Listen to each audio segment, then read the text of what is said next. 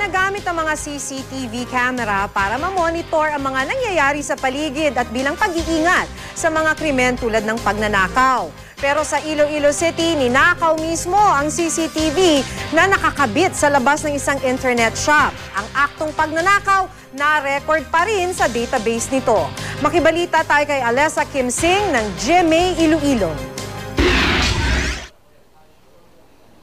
Pasimpleng umupo sa tapat ng computer shop ang lalaking ito na may bitbit na plastic bag na kunwari may hinihintay.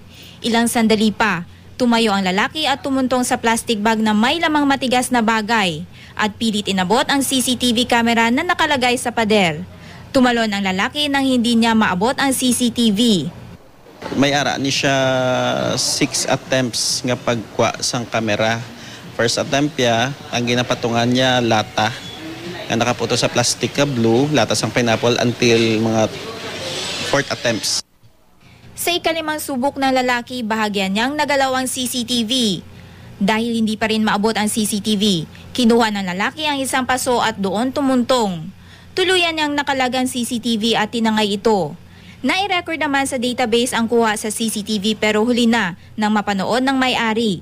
Umaasa naman ng pulisya na makatutulong ang kuha sa ninakaw na CCTV para matunton ang salarin. Paalala ngayon ng may-ari ng computer shop sa kanilang mga customer. Hindi nyo pagbayain yung mga gamit, cellphones, bags, iban pa nga mga valuable yung mga gamit. Hindi nyo gid pagpabay kay hindi man ta kasigurado kay sa tanan nga oras mabantayan namon ang inyong mga gamit. Alessa Kimsing, Nagbabalita, Pilipinas.